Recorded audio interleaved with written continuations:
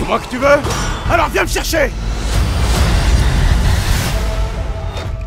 Les gars, le PFL, on vous avait fait un podcast pour vous expliquer ce qui est en train de se passer. Ils changent tout, Pourquoi? Bah tout ça pour ça, messieurs, dames. Ils ont annoncé les premiers membres de leur tournoi Welterweight et Featherweight. Bon bah ceux qui s'attendaient à un PFL 2.0, à un Cédric Doumbé, à un Abduragimov dans le tournoi Welterweight seront déçus, car ils n'y sont pas. On va décrypter ça comme à chaque fois avec Rusty pour vous servir. C'est parti, générique. Soit. Avec Winamax, ton premier dépôt est doublé jusqu'à 100 € en pari gratuit. Dépôt 100 €, 100 € en pari gratuit, plus 10 € avec le code la sur 10, 210 € pour parier. Attention, les jeux d'argent sont interdits aux mineurs. Jouer n'est pas une alternative au travail et ne permet pas de s'enrichir, donc jouez de manière responsable. Bon bah voilà, déjà le petit côté aussi qui m'énerve un peu, je vais le dire, c'est faire un effet d'annonce tournoi à 20 millions de dollars. Tournoi à 20 millions de dollars, tu le comprends d'une manière où le gagnant va repartir à 20 millions de dollars. Non les gars, c'est l'ensemble des tournois fait 20 millions de dollars. Voilà. Et donc là, concernant la catégorie welterweight, une nouvelle fois, nous n'aurons pas d'Abduragimov, nous n'aurons pas de Cédric Doumbé parmi les noms les plus ronflants, et le champion sortant du tournoi, ce qui est vraiment dommage, parce qu'à un moment donné, bon bah si vous voulez que les tournois aient du sens, et encore plus quand vous reprenez la fameuse formule du Bellator qui faisait ces tournois, parce que là le PFL donc a changé, on n'est plus dans un système de ligue avec les playoffs, saison régulière, mais un système de tournoi, ça n'a de sens que si vous avez les meilleurs membres de votre roster à mettre dans ce dit tournoi. Bah ouais, ou en tout cas, enfin disons ouais, parce que pour faire parler, ou en tout cas pour avoir quelque chose qui bouge un peu, après voilà, encore une fois, nous on raisonne que en termes de français, mais pas en termes d'international. Enfin, j'ai envie de dire, vu que c'est en France qu'ils font leurs meilleurs chiffres, c'est vrai qu'on aurait pu se dire, bah, dans ces cas-là, autant mettre les Français qui cartonnent dans le tournoi welterweight, et comme ça, il y a encore plus d'enjeux lorsque tu viens et que tu fais une soirée avec des quarts de finale ou je sais pas quoi, mais avec soit Abdul, soit Cédric, parce que de toute façon, ouais, pour Baki, comme je crois que là, il doit, enfin, qu'il est encore avec des problèmes de contrat. De toute façon, je crois qu'il pouvait pas le mettre sur le tournoi quoi qu'il arrive. Ouais, c'est ça. C'est ouais. ça. C'est ça, mais quand tu vois les noms, Jason Jackson, Makomed ou Malatov, qui était un très gros prospect, mais malheureusement, il a perdu lors des phases finales. Andrei Koreshkov, bah, honnêtement, Koreshkov, pour moi, ça fait peut-être 5 piges depuis 2020 qu'il est rincé pour le plus haut niveau. Logan Storley, bon, bah, ça fait un moment qu'on le voit, y a pas de souci. Muramed Berhamov, je ne connaissais pas ce monsieur. Florim Zendili, Janis Bachar, Mayazuki Kikwiri. Donc voilà, qui nous vient du Japon, mais pareil, bon, je pense que ces messieurs sont très forts, mais est-ce que c'est avec ça que vous faites avancer le schmilblick? Non, la réponse est non, effectivement. Donc en fait, ça voudrait dire que là, le gars le plus connu, entre guillemets, ce serait Jason Jackson? Ce serait Jason Jackson. Ouais, parce que Koreshkov, il a affronté, enfin vraiment, il a eu une carrière super intéressante, mais comme tu l'as dit, il est vieillissant. Mais même Jason Jackson, bon bah voilà, son dernier combat, c'était une défaite par décision pour le titre du Bellator welterweight contre Kouramagomedov. Qui n'est pas dans le tournoi, Kouramagomedov. Et c'est ça qui me vénère, c'est que tu vois, t'as un gars qui vient de l'Est, donc qui est quand même difficilement vendable. C'est un peu compliqué pour toi en tant qu'organisation. Tu pourrais capitaliser là-dessus. Mais il est même pas dans le tournoi, les gars. Bah ouais. Donc ça veut dire que là, non seulement on n'a pas les meilleurs noms les plus vendables médiatiquement, mais on n'a même pas les meilleurs effectivement en termes de compétences sportives. Donc c'est vrai que ça limite quand même salement l'intérêt de ce tournoi. Je sais qu'en featherweight, il y a Yves Landu, donc pour nous les Français c'est très bien. Je crois qu'il y a Adam Borix aussi, donc en termes de noms, pour nous les Français en tout cas, du coup, il y a Yves Landu. Et puis pour les featherweight, Jesus Pinedo, Gabriel Braga, Adam Borif, Movlid Kaiboulayev, Jérémy Kennedy, Yves Landu, Nathan Kelly. Ah, Nathan Kelly, ok, je crois que c'est intéressant, Nathan Kelly. Mais, oui.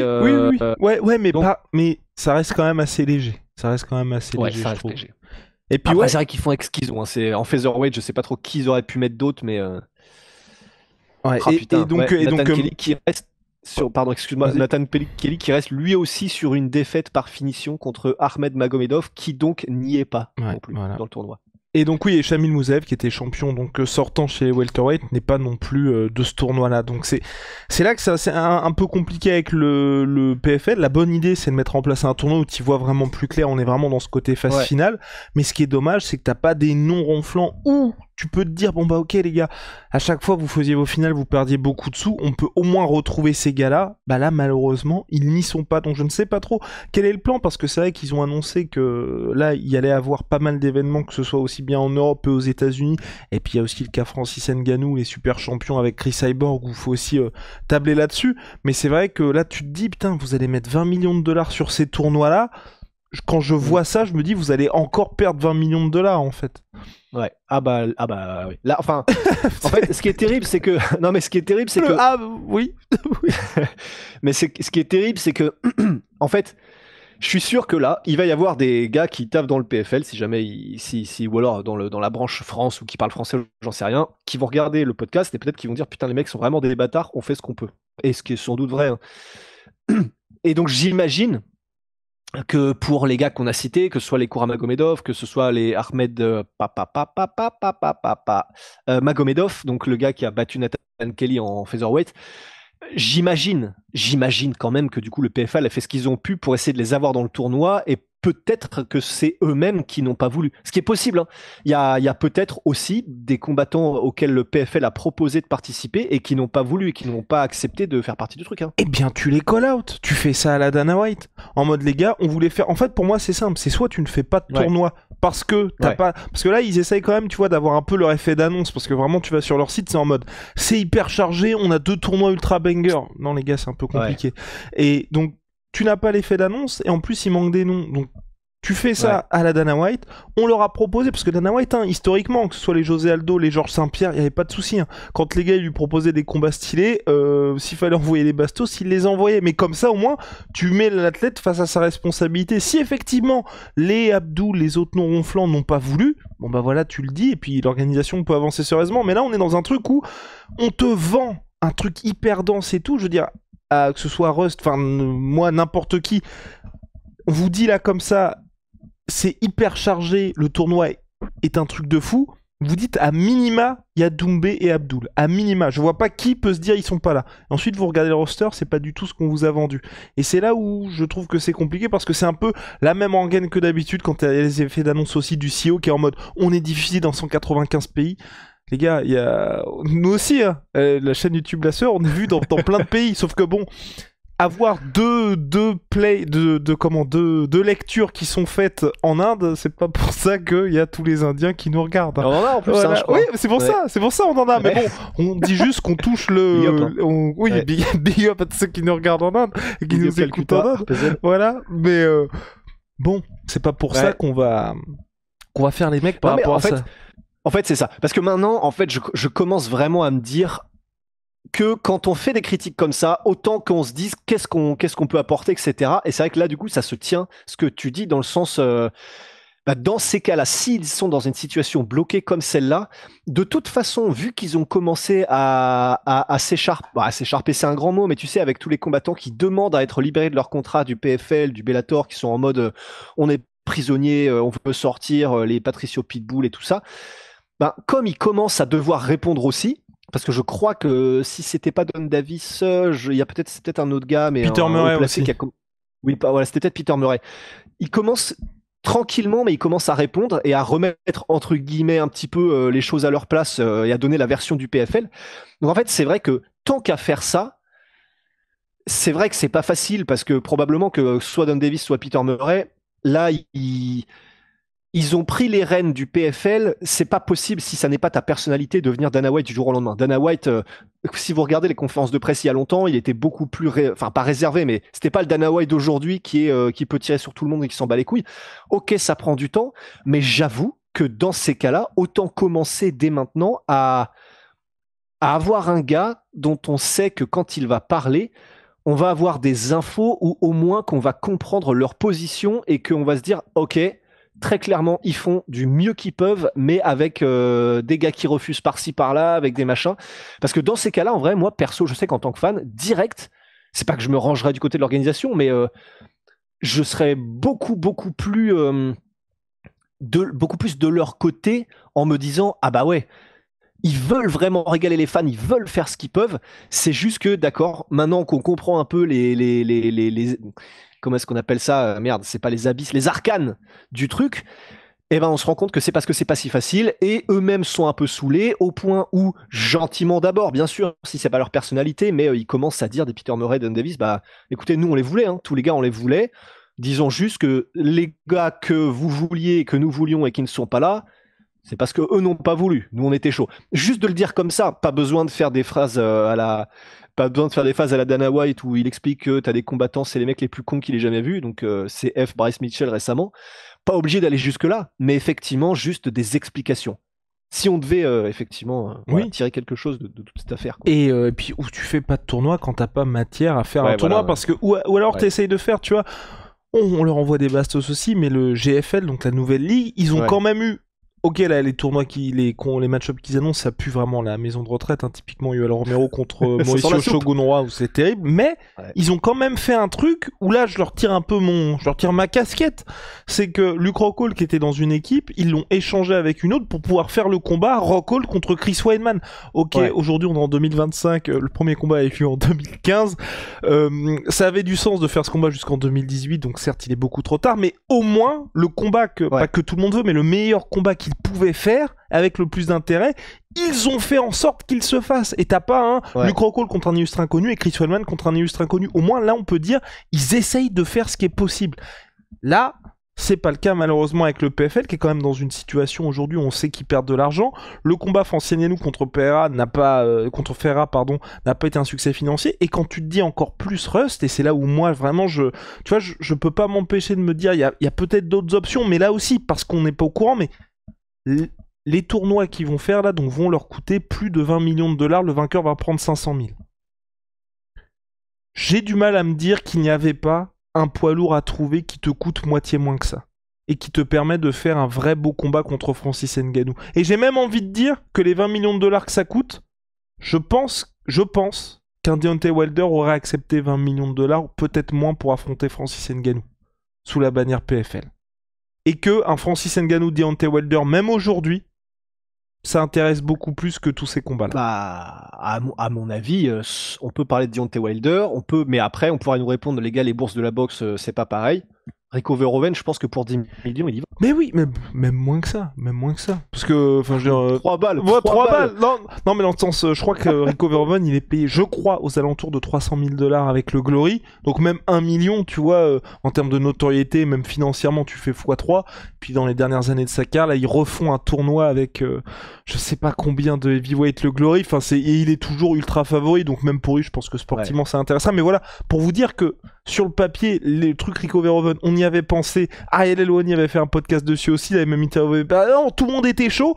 Ça a pas l'air d'être un truc qui soit mirobolant en termes de somme, et malheureusement, ça qui a l'air d'être simple à faire, ou même tu vois, tu signes Rico Verhoeven et tu fais un espèce de truc que de temps en temps on peut reprocher, mais de se dire, tu lui fais faire un premier combat comme ça suscite un peu d'intérêt, avec un match favorable, et ensuite il affronte Francis, ça pourrait être intéressant aussi. Et c'est là où je me dis, putain, malheureusement le PFL, j'ai l'impression qu'il loupe un peu ces opportunités-là. Et puis bon, Doumbé Abdoulenko, pour l'instant, on est déçu. J'espère juste que pour le retour de Cédric Doumbé, voilà, on aura, je ne sais pas, un match-up Cédric Doumbé contre Abdouragimov, ou en tout cas, tu vois, de se dire, ok, ils sont pas dans le tournoi, mais ils nous les réservaient pour des chocs qui valaient quand même leur pesant de cacahuètes, tu vois. Mais c'est plus ça, parce que tu te dis quand même, où est-ce que va le PFL? Les résultats aussi, à chaque fois, on se dit, c'est très bien pour le marché, pour le marché français, mais quand tu te dis que le PFL, qui est le concurrent désigné de l'UFC, la deuxième ligue, ils se présentent comme la deuxième ligue mondiale, et que là où ils n'ont que des résultats financiers, c'est en France, c'est quand même assez chaud, hein. Je veux dire, là ils font ça, leurs événements aux States, ils font ça à Universal Studios, c'est quand même assez compliqué, quoi. Donc quand tu te dis que même sur ton marché où t'es censé être en frontal avec l'UFC, tu n'y arrives pas, je trouve que c'est assez inquiétant, et te dire qu'en vrai, c'est PFL Europe et même la branche France qui est censée être la concurrence, bon, soit c'est pas vraiment la concurrence, hein, c'est juste qu'ils ont du succès sur ce marché-là qui est complètement indépendant. Je trouve que pour la suite, c'est quand même assez inquiétant, et que quand ils essayent de mettre les petits plats dans les grands, ça se complique un peu et que malheureusement ils n'arrivent pas à avoir de succès après ça. Là aussi, c'est la force de l'UFC, c'est de se dire qu'à chaque fois qu'ils vont avoir un truc, enfin, tu vois, par exemple là, t'avais UFC en Arabie Saoudite, c'était les poids moyens. Une semaine après, t'avais l'UFC Sydney pour continuer toujours avec ses. Je veux dire, Nassourdine, on n'a jamais autant parlé avec lui à l'international que maintenant, et c'est pas pour rien, c'est parce qu'il y a eu le calendrier UFC. Le PFL, t'as le très bon événement à Dubaï avec Paul Hughes contre Ousmane Nurmagomedov. T'as plus d'événements PFL pendant un mois, on sait même pas quand aura lieu le prochain, et malheureusement, la petite hype que t'avais réussi à susciter, bah, elle s'écrase complètement parce que bah, t'as l'UFC, t'as tous les trucs qui repartent après, et c'est ce qui est dommage, malheureusement, et de se dire, en tout cas de mon côté, hein, c'est pas que je suis un supporter numéro 1 du PFL ou quoi, mais c'est toujours de pouvoir se dire, putain, il y avait des trucs à faire, et à l'inverse du Bellator, où parfois, ils ont vraiment pas eu de chance, que ce soit Matt Mitrione lors du premier combat contre Fedor ou autre, où tu te dis sur le papier ils avaient de quoi faire et tout, ils ont juste pas eu de chance. Là tu te dis vous pouvez faire des trucs parce que vous avez l'oseille, mais on a l'impression que c'est peut-être mis à de mauvais endroits. Voilà, mais encore, hein, quand on dit ça, on est tranquille à Angers, hein, devant notre PC. Ouais. Voilà. Bah, et puis disons, si ça se trouve, encore une fois, ce gars imaginaire qui travaille au PFL et qui nous écoute peut-être, ça se trouve, il est en train de péter un câble derrière son ordi. Hein. Ça se trouve, là, il vient de niquer sa larme de chevet parce qu'il dit, mais vous vous foutez du monde. On a essayé avec Rico Verhoeven, il a juste pas voulu. Et ce qui est possible, hein, c'est fort possible. Écoute, mais encore une fois, lui propose, on fera un podcast avec lui, et puis voilà. Ouais, je ferai ventriloque avec un truc. Mais non, mais et en fait, c'est ça qui est dur, c'est que, peut-être qu'ils ont fait, peut-être qu'ils ont essayé, peut-être que c'est simplement que Rico Verhoeven, soit il était pas très chaud, soit il était en mode je pense que c'est pas le bon moment, soit. Mais au moins, c'est vrai que ce qui mettrait fin à toutes les rumeurs, ce serait au moins probablement un peu de communication là-dessus, justement, parce que il y a eu une traction à un moment donné sur tout ça. Enfin, disons, quand les mots Rico Verhoeven et Deontay Wilder ont été prononcés, c'est vrai que du point de vue des fans, est-ce que ça a fait une traction en mode quand on a appris que, je sais pas, que Topuria allait affronter Max Holloway? Non, bien sûr, mais à notre petit niveau, et puis au niveau PFL, etc., d'avoir des noms comme Rico Verhoeven versus Ngannou, même si c'est hypothétique, ça fait quand même parler un peu plus que rien que ce tournoi welterweight, par exemple. Et donc là, le fait qu'on n'ait pas de nouvelles, depuis ce moment où il y avait eu un petit peu de traction, c'est vrai que c'est un peu pareil. Mais donc, encore une fois, peut-être qu'ils sont en train de péter des câbles là en disant mais vous foutez du monde sur votre canapé parce que tout ça on essaye de le faire, c'est juste que ça ne se goupille jamais. C'est possible, c'est vrai, faut qu'on le garde en tête, mais dans ces cas-là probablement j'imagine que le mieux ce serait d'en parler lorsqu'ils peuvent faire des interviews Don Davis et Peter Murray, parce qu'en plus je pense que tu vois, et là on pourrait nous dire encore une fois ouais, mais en fait quand ils font des interviews personne ne les regarde. Je pense que si Peter Murray et Don Davis parlent de on a essayé de faire Rico Verhoeven, on a essayé de faire Deontay Wilder, ça n'a pas marché, soit ils demandaient ça, soit on n'a pas réussi à se mettre d'accord. Je pense que là, les gens en parleront, tu vois. Et oui, non mais c'est ça, il y a autre chose que les effets d'annonce, comme quand ils ont signé Jake Paul et que il devait combattre en 2024. Là, normalement, ça aurait dû être printemps 2025, je crois, pour ses débuts en MMA. Ce ne sera pas, spoiler, ce ne sera pas en 2025 aussi.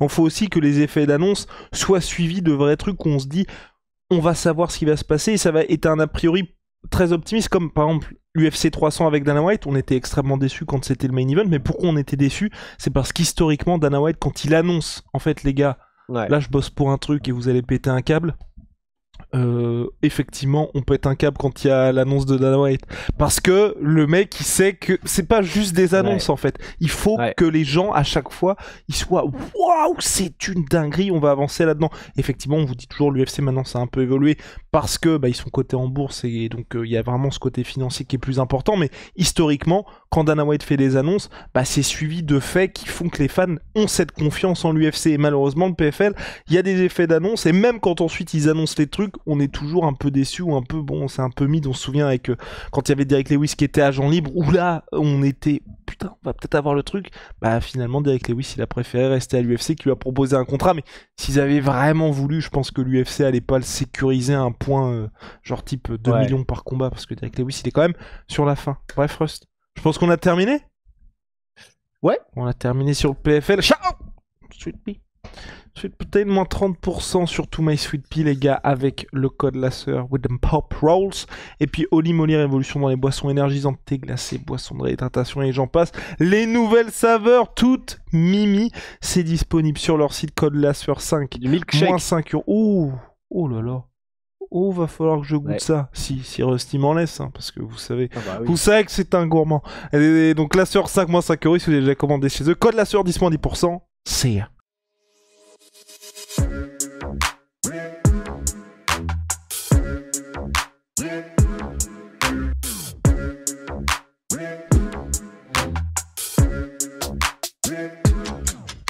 Enfoiré qu'on va payer.